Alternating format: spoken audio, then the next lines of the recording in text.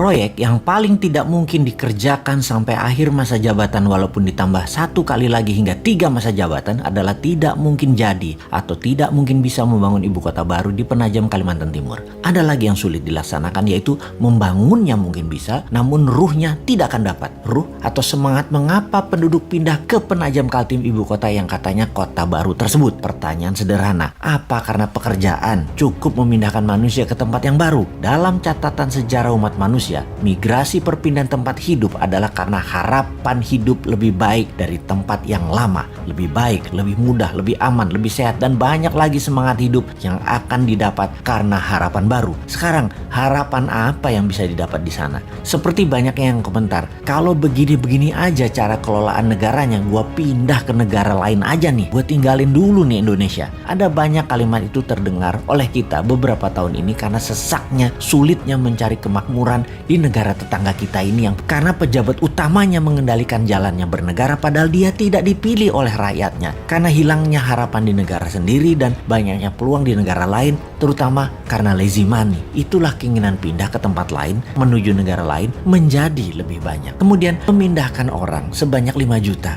ke ibu kota baru. Ini tidak mungkin cepat. Ini terjadi dalam kurun waktu yang lama. Paling cepat dalam 10 tahun. Itu pun harapan hidupnya harus menjanjikan 2 kali dari tempat tinggal yang lama dan dicapainya dengan waktu yang cepat. Kota ini bisa jadi kota mati, mangkrak. Membangun kota seperti real estate saja, Bintaro, BSD, Alam Sutra yang berdekatan dengan vibrantnya Jakarta memerlukan waktu lebih dari 15 tahun baru kerasa manfaatnya. Apalagi pusat pemerintahan, apalagi ibu kota. Asli nggak sederhana.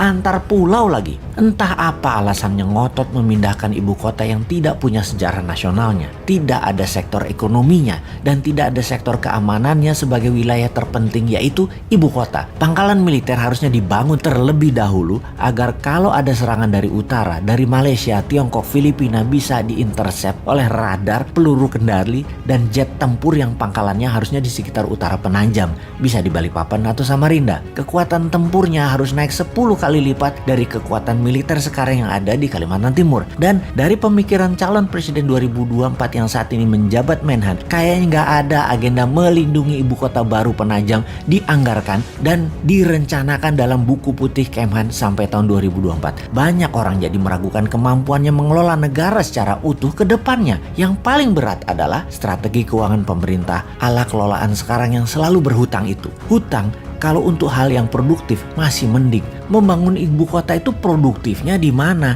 Ibu kota itu bukan profit center tetapi cost center. Jadi lupakan proyek ibu kota yang hanya pencitraan dan jargon.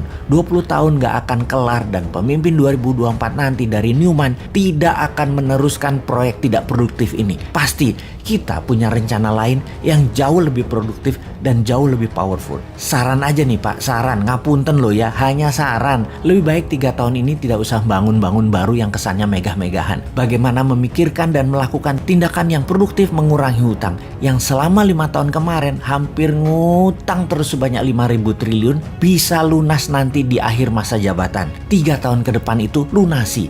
Biar pemimpin ke depan ringan menjalankan strategi bernegara untuk Indonesia menjadi negara superpower tahun 2045. Jangan minta jabatan 3 kali deh solusinya.